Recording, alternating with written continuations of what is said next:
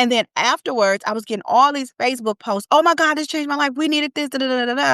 And it was like, when is the next one? I'm like, hold on. So I started praying to God. I was like, I need a name. What can I call this? What can I do to bring these women together, a platform where we can partner with banks and local banks and IRS and tax professionals, people who can come in and really help entrepreneurs, be equipped for success.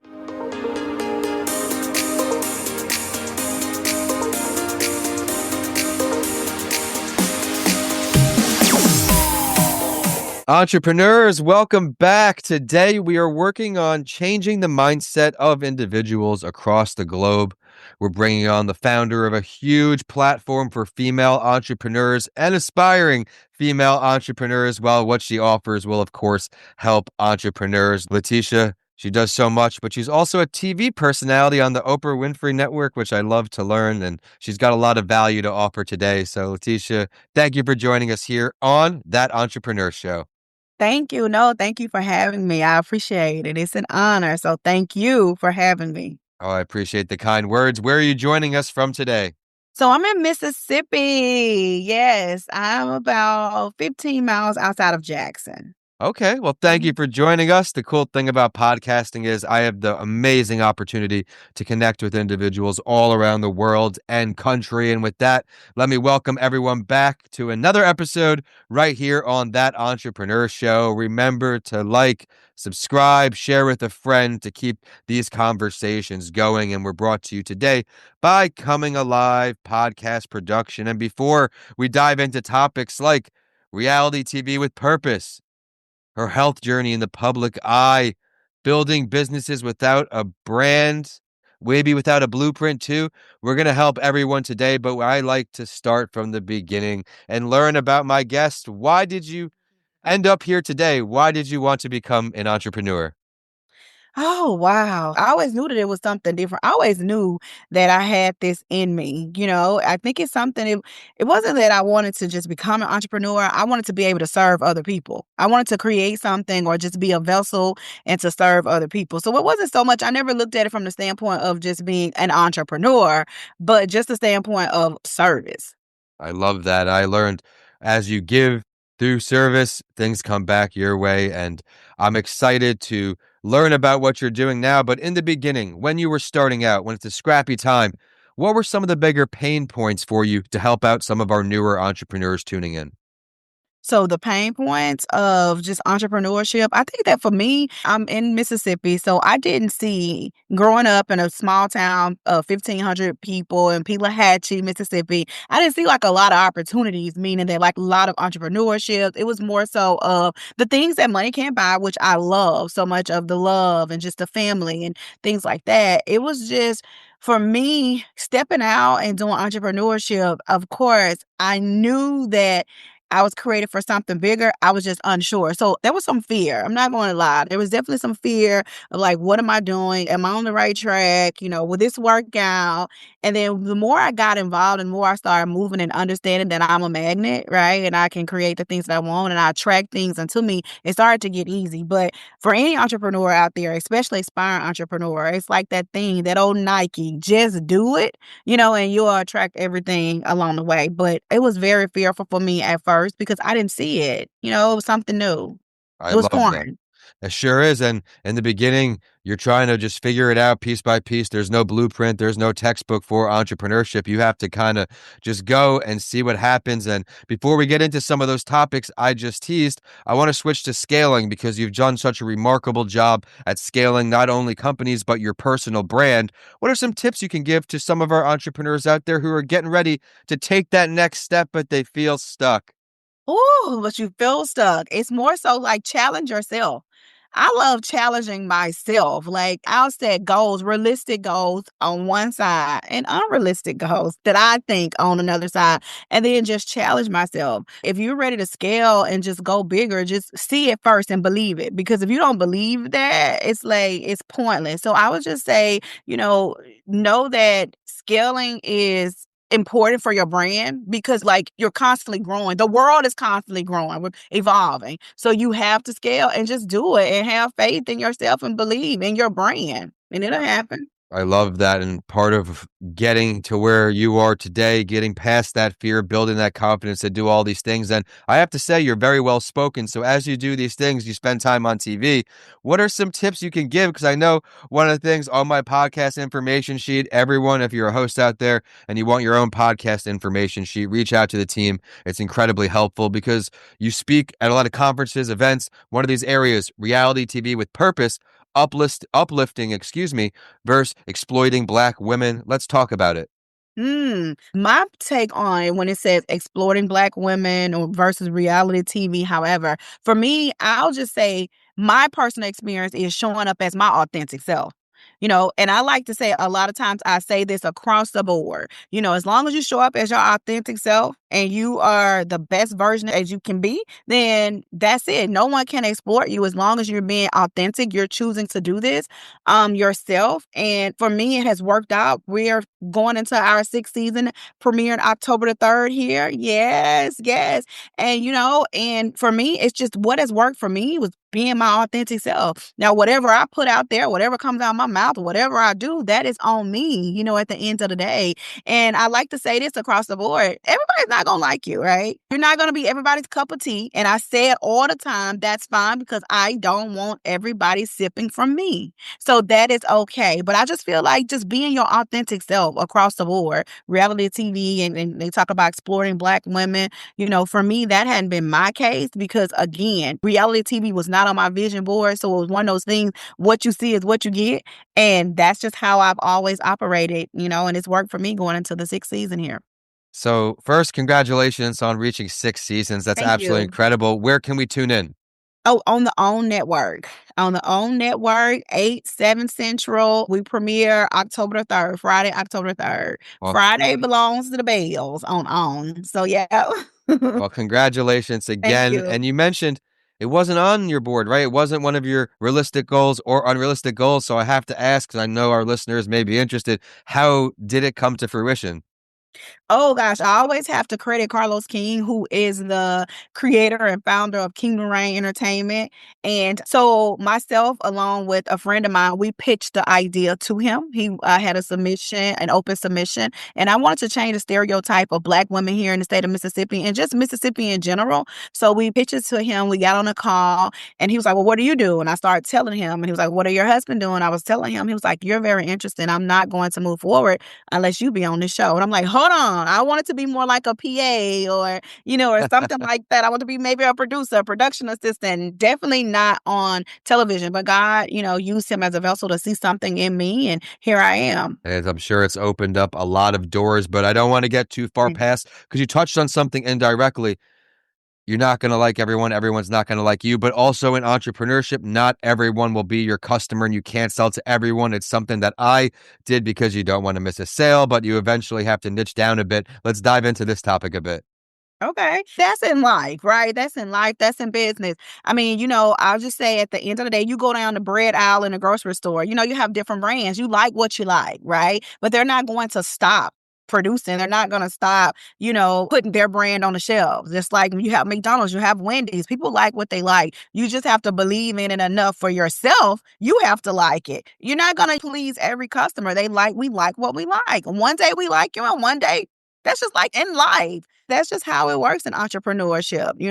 You want your product to be, the best. You want to be a service. You want to be able to provide this service. But hey, they may like you. They may like your loaf of bread tomorrow and like another brand the next day. They'll be back. Don't worry about it. Oh, I love how you put that. And something else that you also brought up there was you did some pitching and it was successful. So in entrepreneurship, you could pitch for many things, whether it's funding or opportunities. What is a piece of advice or two you can offer to our audience for an upcoming pitch that they have? Maybe they're a little nervous. Oh, okay. So that's my lane, definitely. I'm this type of person. I'm a free spirit, meaning that, what, I flow in frequency. I shoot my shot. And I tell people all the time, I tell them, a lot of my mentees too, you want to work with this woman, you want to collaborate, shoot your shot. It's a no. It's like a 2-letter word and no. Okay, just shoot your shot. So for people that want to pitch something or you want to do something, act in it now and move. You won't know unless you just pitch it. I mean, i.e. here, I'm a star on Bell Collective, going into our 6th season. from a pitch that I pitched. Like, shoot your shot. That's all. Thank That's you what I'm for gonna tell sharing people. that. And Yeah. again, congratulations on 6 seasons. Everyone out there, be sure to get on your phone as you're listening. Go ahead and add it to your queue because we're still just getting started here. Another thing that I want to talk to you about is building businesses and a brand without a blueprint. I teased that word before, right? Entrepreneurship has no blueprint, but this is another area that you're an expert on and speak on. When you say build a business from without a blueprint, it means that for me, this is my personal experience. I do have colleagues who would say, write everything down and make it happen. And you check your boxes. And I'm more of a visionary. And I get in trouble for saying this a lot of times. I work from the end results. I work backwards, right? I have to see the entire picture and then I start working backwards. So without a blueprint, it's just kind of like for me, it's been one of those things in my experience, faith, belief, shooting my shot, understanding the law of attraction, frequency, and alignment. And all of those things together without a blueprint, it was just work. I'm not afraid to fail. So I'm not afraid of failure. Like, okay, I've tried so many businesses. Like I've said before, I posted jeans on Facebook and it was like, who rip your jeans? I'm like, me. So now I'm a professional jean ripper, like $20. So I just feel like anything, just shoot your shot, like just move in and believe that you can do anything. And one of the ways you shot your shot is when you created Women Brunch Mississippi from scratch. This is another piece under your umbrella. Can we talk about this, please? Yes, yes. Okay. Oh my gosh. Okay, that's my baby. Women Brunch Mississippi, that's my baby. Okay, it's my baby. That's my thing.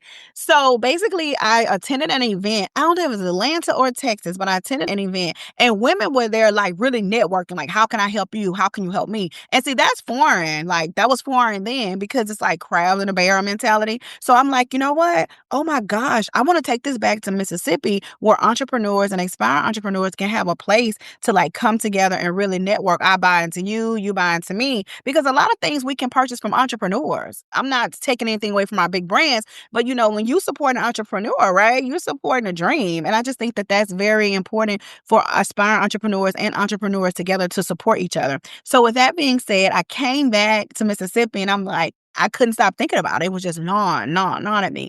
And I was like, you know what?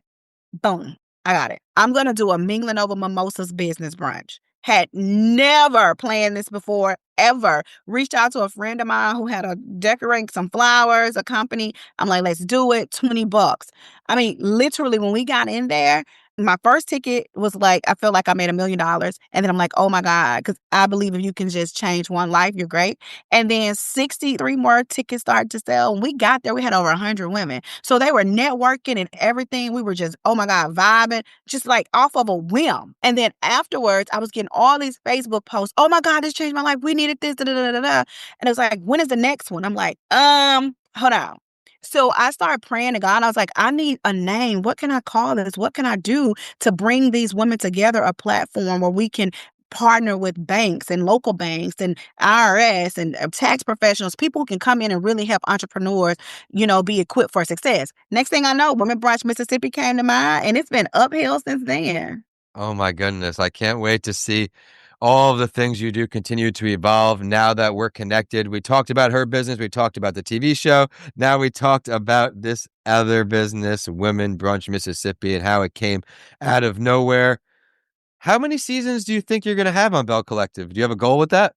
I don't have a goal, but I mean, I just, as long as possible, you know what I mean? Forever, forever, forever, as long as possible, let's go. And then I pray that once we're wrapped here, we have another group of women from Mississippi to come in and do the same thing. So, Amazing. So yeah. just visionary behind the idea there. So that's really, really exciting to see. I can't finish up yet. And everyone, the Bell Collective, like I teased in the beginning, is the Oprah Winfrey Network. So a huge, huge accomplishment for our guest of honor today. What's next in the future? I know you have Empower Me Sis, you have the networking, you've got the TV show. Is there something else you're working on that you're able to share with us? Well, in 2026, I'm definitely doing a brunch tour, so I'm getting back to that. And I have so many things coming down the pipeline. My mentorship program, I'm going to open that back up the top of the year. I have so many things, and like I said, it's a visionary. I have something working right now, but it's very premature. So hopefully, I'll be able to come back later on and share that with you. Yeah. I'm very excited about that. But right now, just really working on just becoming the best version of myself. Really getting the brunch back on the tour, on the road, and going from there. I am a licensed bail bondsman too, so I've been a bail bondsman since 2011. So that's a stream as well. So yeah, I'll be out here working. Yeah. All right. You just said something streams. So you think it's important to have more than one revenue stream? Important. It's necessary. Like, are we in the same world? Like, it's necessary for sure. You definitely need to have more than one stream of income. That's for sure. That's a requirement right now. Every business is going to have their ups and downs. And in those downs, it was a lesson learned for me for a while. I used to be in the restaurants. You need now, not anymore, but you need to have some kind of other income coming in other than your main squeeze because especially in this very volatile time we live in here in America, you never know what can happen. So make sure that you're just sticking to your mission and your strategy. And now, what many guests wait for with each guest, if you could pick any entrepreneur, dead or alive, to sit down with, pick his or her brain, who's your choice? I would definitely start, and I'm not being biased. I would definitely say Oprah. Definitely, because she's from Mississippi, and just she had to have like this childlike faith too to become who she is. So I would definitely say her. So many. So Bill Gates, like I just want to know. I just want to know the thought process. There's so many out here that I would just want to pick their brains to see like, whoa, let's talk about it. Like I could just be locked in a cabin and we just sit there and just, you know, play brain to brain. So No. yeah, so many. But thank you. That was a great question. Well, let's delve deeper on that question. Where would you and Oprah be meeting if you could choose that too? Who? Where will we be? Definitely over brunch for sure. The best guest speaker anyone could bring, you have her pull up there. Yeah, that would be perfect. That would be perfect. And just sit there and just like lay it all out at one time. Give it all out. Give us your blueprint. Right. Give me. I want to gatekeep it. Give me. And what a remarkable story Oprah is. She was fired from her radio station in the early, about 4 years ago with this show. I used to do a spotlight story of someone famous who went through the ups and downs of entrepreneurship. Her story always inspired me. So Yeah. thank you for picking her. And thank you for all you do and bring into the world, everyone, on another show of That Entrepreneur Show. Remember to subscribe to stay current. But before you do that, we have to have a website to check out. We have a couple websites maybe to check out. Where can we find you? Everything on social media, definitely my name, Lateshia Pearson. Website, LetitiaPearson.com. I'm just put my name, I'm not hard to find. Yep. Well, thank you for sharing that, especially if you're in Mississippi. Be sure to connect with our guest today. Yeah. And I want to thank everyone for tuning in to another show here on That Entrepreneur Show. Grateful that you all keep the show a top 2.5% global show, thanks to great listeners and great guests like we had here today. We are brought to you by ComingAlivePodcastProduction.com. And remember to subscribe so you stay current with my next release. Lateshia, thank you so much for joining me. Thank you so much for having me. I appreciate it. Thank you.